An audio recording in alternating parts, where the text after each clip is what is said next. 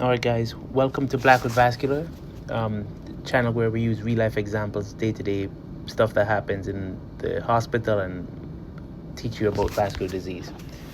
We're going to keep things simple, clear, easy to understand, focus on the arteries and veins, and it's all free medical education from a board-certified vascular surgeon. If you need your own advice, go see your own physician or board-certified physician of some sort.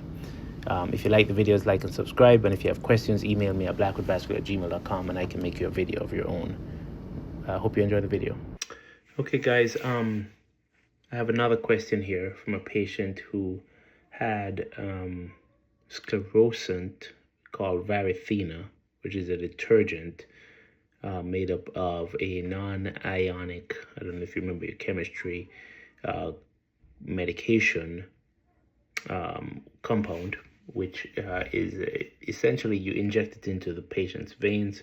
This is usually to treat cosmetic small veins or very small varicose veins, the smaller type, which are, but big enough to be treated, but still smaller, on the smaller side.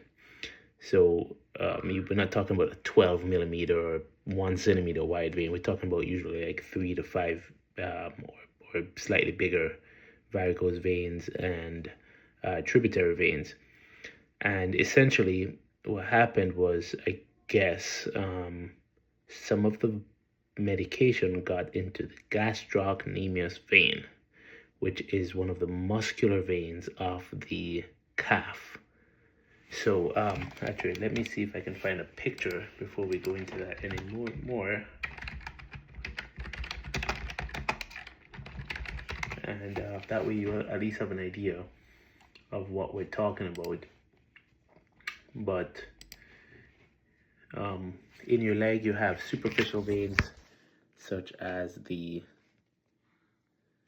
the leg you have superficial veins such as the great saphenous vein and the small saphenous vein, and then those superficial veins communicate with these deeper veins which you're seeing in this picture, which include the soleal vein here, the peroneal and tibial veins, and then you have a big muscle, and so sometimes they're perforator veins which connect the gastrocnemius vein as one of the small branch muscles. They're usually a medial and a lateral version of this, and they sometimes have branches that communicate to another vein that's not seen here, either the great saphenous or the small saphenous vein.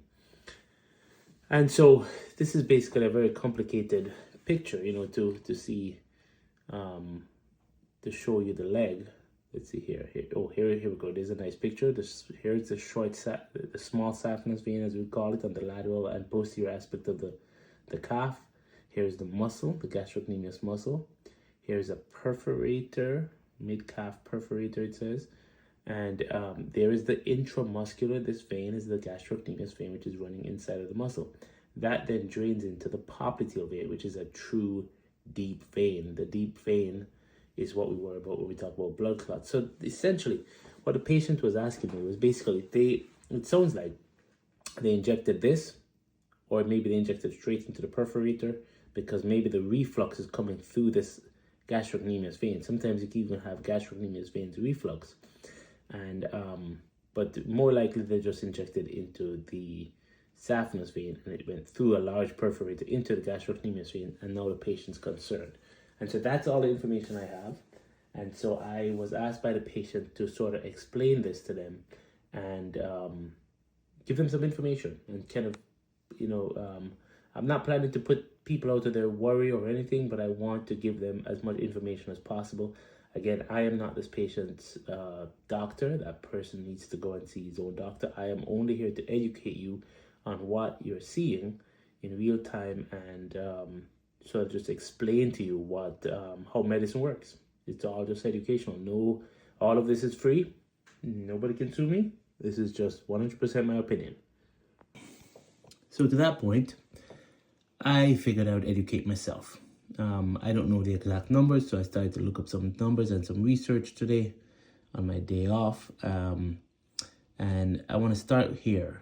You get treatment with Varithena. Well, what happens next? Either A, there's some percentage of patients where Varithena does not get into the muscular veins of the calf. And I would say the majority of people, Varithena goes straight up the saphenous vein, and no appreciable serious quantity that could affect us goes into our perforator veins or muscular veins. And if the surgeon or proceduralist is not using too much Varithena with each injection, that should, that should be okay.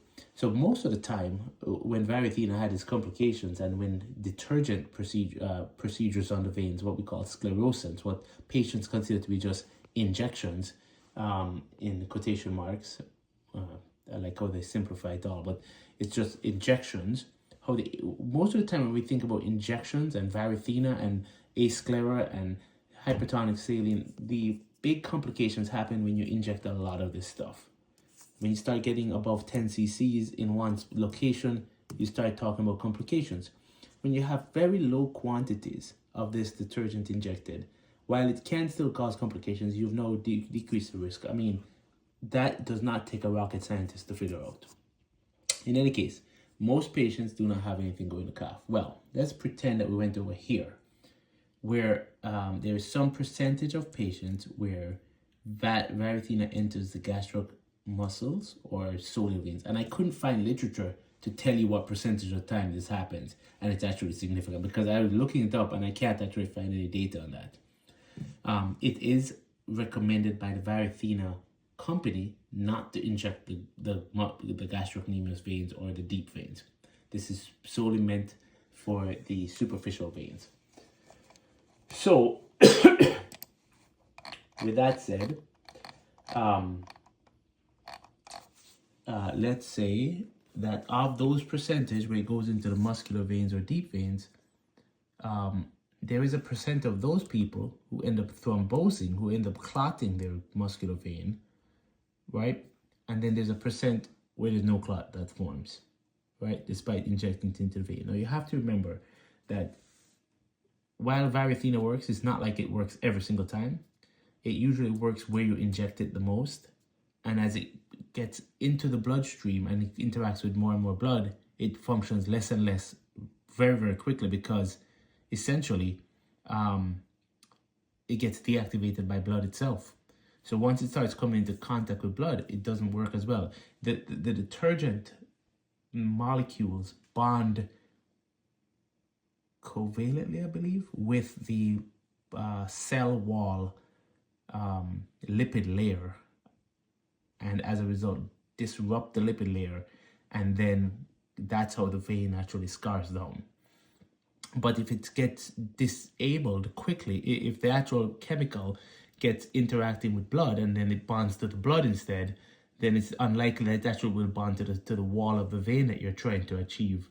And remember, this is very small quantities of stuff, so it just quickly gets diluted into your bloodstream and it's just a waste. So essentially, you really want to have, and that's why some people, when they're really doing these procedures, they have even techniques that I've seen described where people actually flush with saline, people try to exsanguinate the leg, people try to lift the leg up and let it be empty as possible so that the detergent really and truly gets in contact with the vein wall only.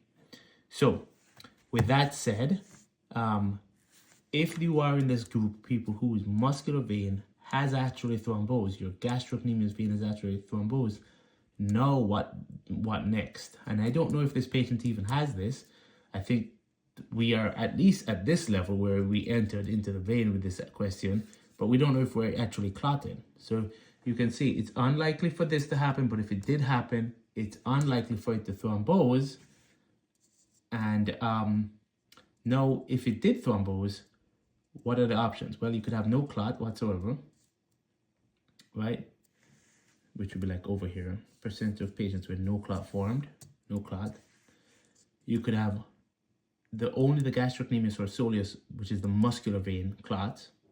Or you could have a really bad situation where you actually have, not really bad, a bad situation where you have a tibial vein or a popliteal vein clot plus the muscular vein clot.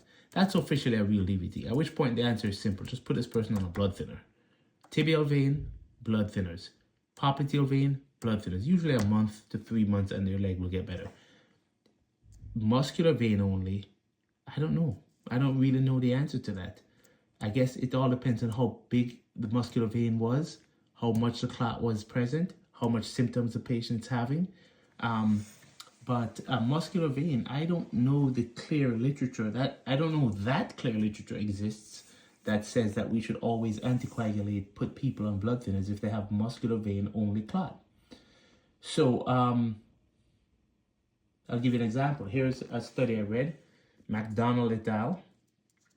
Says that when not treated with anticoagulation, when you have a muscular vein only and you don't treat with any blood thinners, you just leave the patient alone, let them use compression, etc. 3% of the people end up having a popliteal clot. 16% ended up with tibial progression, meaning the smaller vein before you get to the popliteal, and none of them went to the femoral vein, which is a really serious vein, DVT. Meanwhile, other studies where they say you probably should put them on blood thinners if they have a muscular vein clot instead of just watching and waiting like some of us do as surgeons and physicians. Instead, they're saying these guys over here, Lott, Schwartz, they're saying there's slightly higher rates of a deep vein clot, and this clot will spread slightly more to the deep vein, 27 to 30%. Now, again, remember, even if it does spread, most of these studies confirm that, well, it's 50-50 on this, in my opinion, in the literature, that it will spread to deep enough so it's actually relevant to the point where it could be risky to the patient. You might want to be on a blood thinner, etc. So 50% of people say, nah, this is not that serious. 50% of physicians say, yeah, this is serious, let's put them on a blood thinner. And I think that the truth is somewhere in the middle of those two answers. With that said, all of these studies here that I've shown you here, none of these studies were Varithena studies. That's critical to remember. None of these studies were sclerotherapy studies. None of these studies were hypertonic saline studies where you're injecting a detergent and causing a muscular vein DVT. It is well known in our literature as surgeons and physicians that if you have a DVT that the doctor caused while doing a procedure, it is much, much more likely to respond well compared to a DVT when the patient walks in for no particular reason with a DVT, or they have cancer and they have a DVT, or they had an infection and they had a DVT.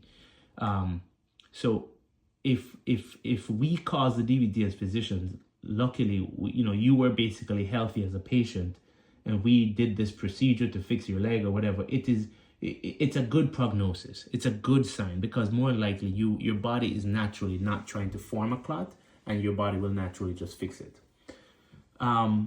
These studies here that were done were usually done, and they included some very sick intensive care unit patients, ICU patients, with much higher rates of illness. And imagine now you're comparing a walk-in person who walks in off the street at 25 or 30 years old, who gets some Varithena injected in your vein, to like a 75-year-old person who has cancer or who is extremely ill in an intensive care unit. Obviously, that person's outcomes of a gastrocnemius vein clot is going to be worse than yours, especially since you are probably discharged right from the office or from the operating room and walking around and back to your normal activity the same day and the following day. So, I mean, these people are sick on a ventilator in intensive care units, sick from multiple different things. Some of them are completely obtunded and unable to move for several days. And we all know that DVTs get worse when you're not moving. So blood clots get worse when you're not moving. So I guess those are the critical things I want to point out there.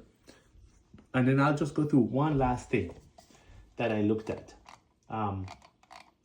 I pulled up an article, two articles, which were important.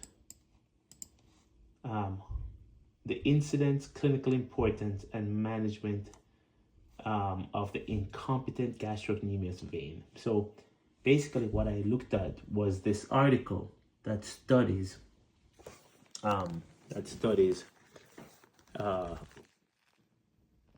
this article studies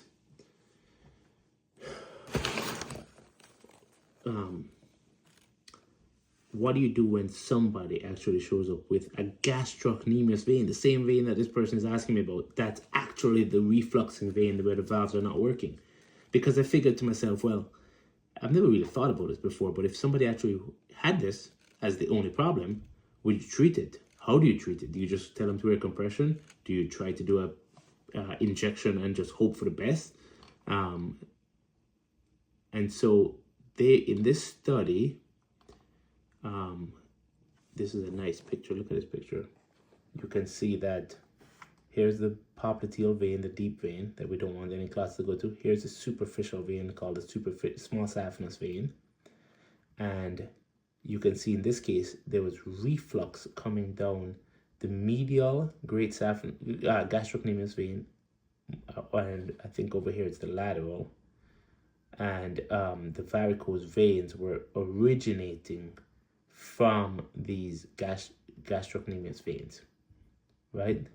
So then they tie off they're showing you that you can tie off surgically. See there with those little red spots? Tie off the varicose vein surgically. This was not an injection of Varithena. I'm assuming you could just as well inject Varithena right into this and let it percolate there, here. But you can't control it from going deeper and then into the popliteal vein. So you could inject maybe a very small quantity a little bit and actually inject and treat the gastrocnemius vein that way, but you would be off label if you were doing something like that. And the patient, then you would have to be in agreement that, listen, you're doing the best by them and you're doing the best with your knowledge. And of course, there's probably some surgeons and physicians out there who are like vein experts. I'm not a vein expert. I'm just a vascular surgeon, bread and butter. But I take an interest in teaching. So I'll probably, this is probably a good question to ask at the next venous symposium for me, to see if there's anybody who's an expert on this who could probably help me out with how to manage a isolated refluxing muscular vein, like a vein, like a gastrocnemius vein. If that's the origin source, what do? Do you just treat the superficial varicose veins and then just kind of hope for the best? How much detergent do you inject, etc.? So, with that said, I'm going to just talk the rest of the. So, I hope that was helpful. Essentially, I think when you consider everything,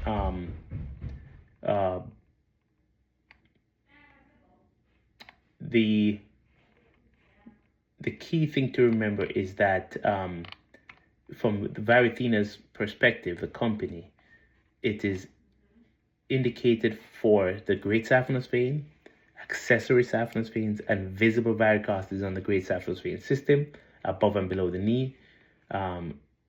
Muscular veins like the gastrocnemius and soleus are not listed as treatment targets. It's contraindicated if the patient has acute blood clot. You shouldn't inject it in the arteries because it can cause clotting of the arteries, obviously. And blood clots are a known risk of Varithena. And then the only other thing I would say to this is there is no guideline recommendation that I could find on the intentional injection of muscular veins. And again, it's only supposed to be for the superficial veins, not for the deep veins. The gastrocnemius vein is considered a muscular vein and part of the deep vein system. It drains into the popliteal vein. And the question really is it going to propagate? And it's very unlikely from what I'm seeing in most of the studies. Given the fact that this guy Nakayama in Japan was able to ligate these muscular veins, the gastrocnemius veins at their root, suggests that you can kind of sort of mess around with these veins with some risk, without a lot of risk, because you're actually ligating them and actually forcibly clotting them. I think probably ultrasounds and following the patient and, just kind of keeping an eye on them. And then if you're nervous and the surgeon is nervous or the physician is nervous and the clot is whatever shape or form that makes everybody nervous, then go on a blood thinner for a short period of time. Those are the kind of things I would consider. But I hope that explains sort of the situation here. And if you like this video, like and subscribe to the channel and keep the questions coming. I will try my best to get to all of them at some point in the future. And that might mean I may never sleep again. Just love I and I breathe, and I still life over everything. the four seasons, nothing don't change. Keep the things straight, so we never switch dates. Positive vibes, and yes, so we do it. Whatever we need, I put up with it. Gotta wipe out while man I make plans. So in all things, and we have to give thanks, and we have to give thanks. How we say life over everything. I say lassie over every king. Love over money, money over gun. Give thanks a little over none. Long time we tell them make a muckle, but them a laugh and a chuckle and a buck shuffle. How we say blingin' but not overdone. See it there now the cup a overrun. How we say love for all over some. How we say rise up rasta children and never run. And inspire one another to stand up and overcome.